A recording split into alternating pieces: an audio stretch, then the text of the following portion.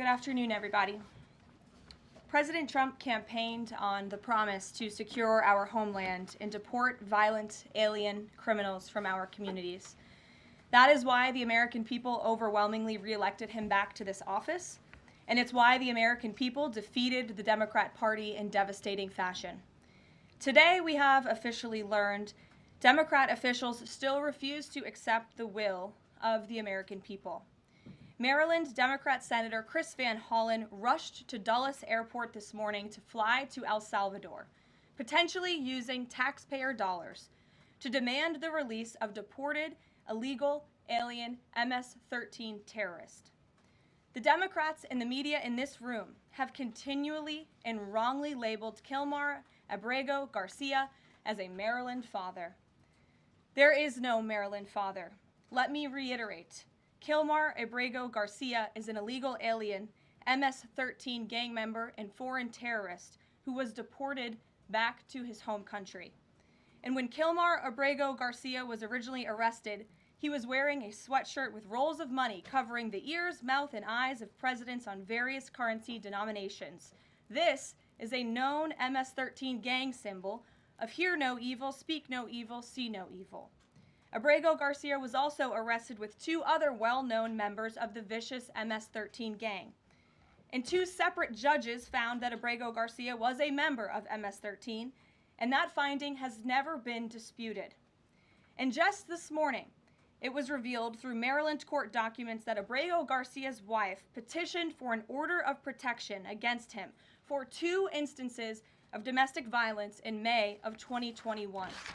And here is the order right here. The court ordered that the respondent committed the following acts of abuse. Once in May of 2021, assault in any degree. And on May 4th of 2021, he punched and scratched his wife, ripped off her shirt, and grabbed and bruised her. This is from a court in Maryland. So not only are Democrats rushing to defend an illegal criminal foreign terrorist gang member, but also an apparent woman beater. To set all of that aside, the basic fact that he was illegally inside our country and had a lawful deportation order made him subject to removal back to his home country of El Salvador. And if he ever ends up back in the United States, he would immediately be deported again. Nothing will change the fact that Abrego Garcia will never be a Maryland father. He will never live in the United States of America again. And the United States Supreme Court ruled unanimously that the President of the United States and the Secretary of State could not be compelled to forcibly retrieve this citizen of El Salvador who is currently locked up in a maximum security prison in his home country due to his MS-13 membership. To remind the media and the Democrat Party, MS-13 are among the most vicious and dangerous individuals in this world. They pose a direct threat to the United States, El Salvador, and any other country who maintains basic law and order. MS-13 rapes innocent girls and women, runs sex trafficking operations, murders for sport, and terrorizes law-abiding people. That's why El Salvador President Bukele made it clear this week that he will not be releasing this MS-13 gang member from his prison. But that is not enough. All of that is not enough to stop the Democrat Party from their lies. The number one issue they are focused on right now is bringing back this illegal alien terrorist to America. But where are the Democrats applauding the fact that southern border crossings just hit a historic low? Where are the Democrats supporting our brave men and women of law enforcement who are putting their lives on the line every single day to arrest the violent illegal alien invaders that the previous administration allowed into our country? And where are the Democrats when innocent Americans are victimized by illegal criminals that Joe Biden let in? It's appalling and sad that Senator Van Hollen and the Democrats applauding his trip to El Salvador today are incapable of having any shred of common sense or empathy for their own constituents and our citizens. Nobody knows this more than the woman standing to my right, Patty Morin, whose beautiful daughter Rachel was brutally maimed and murdered at the hands of an illegal alien in August of 2023. Patty no longer has her daughter because of the failed Democrat Party's open border, and these are policies that President Trump is bringing an end to. Patty should not have to be here today, but she is, and we are grateful and we are honored for her willingness and her request to share her powerful story with the world. Thank you, Patty, for being here. Thank you. A lot of you don't know the whole story about Rachel and about the crime that was committed against her. Even us, her family, we didn't know all the details. They kept most of it close to their chest, the detectives, because they didn't want to do anything to hurt the case. They wanted to keep the integrity of the case, so they kept everything close. I sat for the last 2 weeks in her trial, and we saw layer upon layer upon layer of evidence against the accused, an illegal immigrant from El Salvador. And the things that we thought, well, maybe this might have happened, we didn't know, but when we were at the trial, we got all the puzzle pieces. And I want to share some of those things with you. You know that Rachel's a 37-year-old mother. She has 5 children. We've walked the trail for the last 25 years that we've lived in Maryland. It's a safe place for our family. It's where we go to get a little bit of New England, because that's where we're from, New England. When she went on that trail that day, she was not planning on dying. She wasn't planning on walking to her death. She was planning on going to the grocery store with her girls afterwards. Victor Martinez, he waited for her. He waited for her to come closer. He saw her. He saw that there was nobody around. He attacked her. He dragged her 150 feet, blood gushing from her head. It left a 150-foot trail of her blood to the culverts, where he picked her up, he threw her against the wall of the tunnel, and he raped her.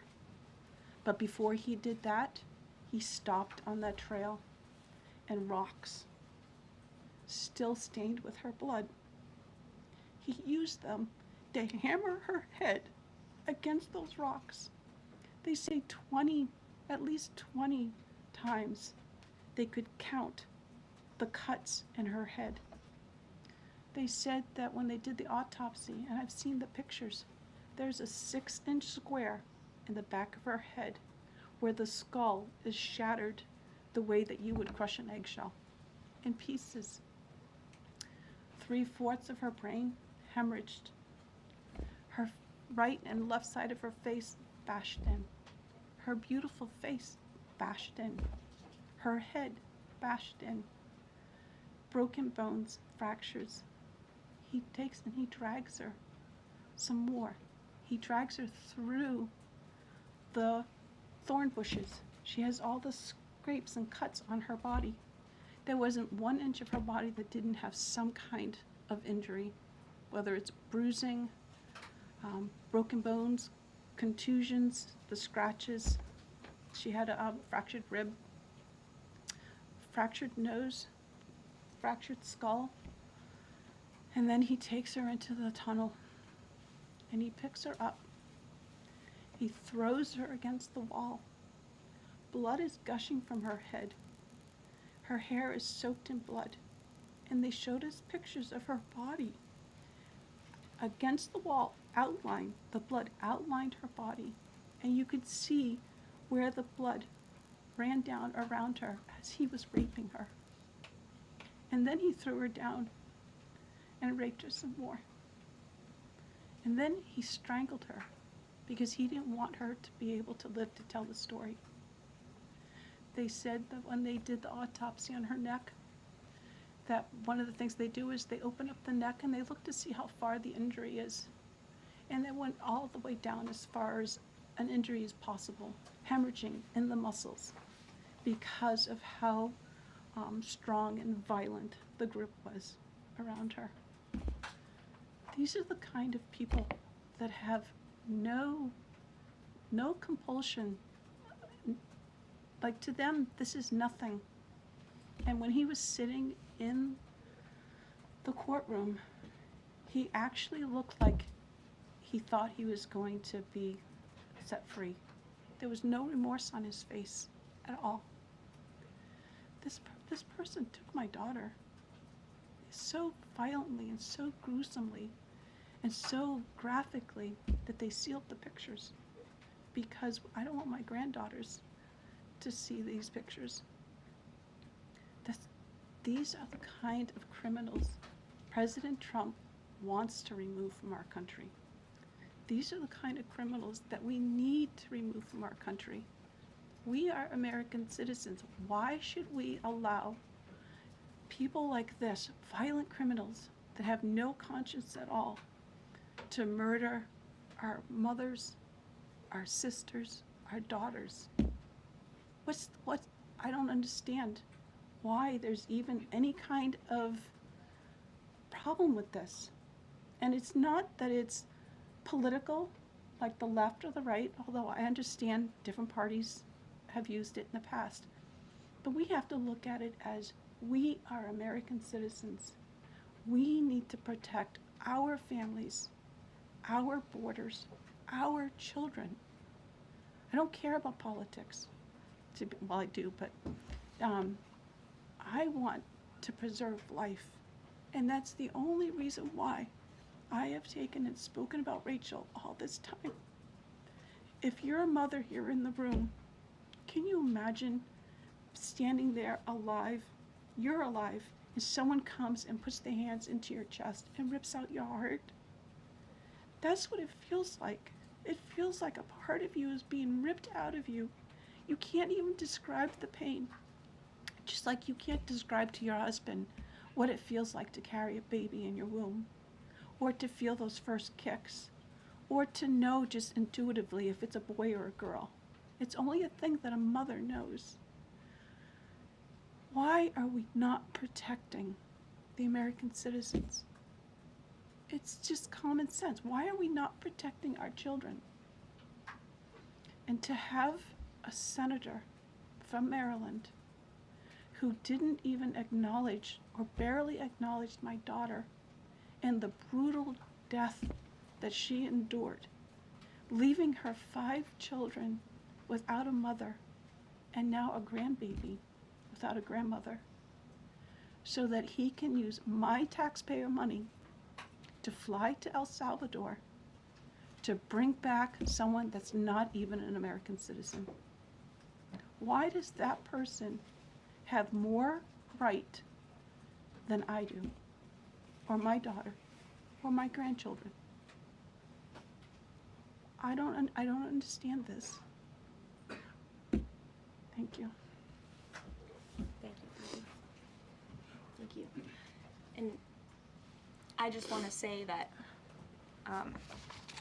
as a mother and as an American citizen, the president and our entire team, and I hope people in this room are grateful for your willingness to come here and your request to share your daughter's story.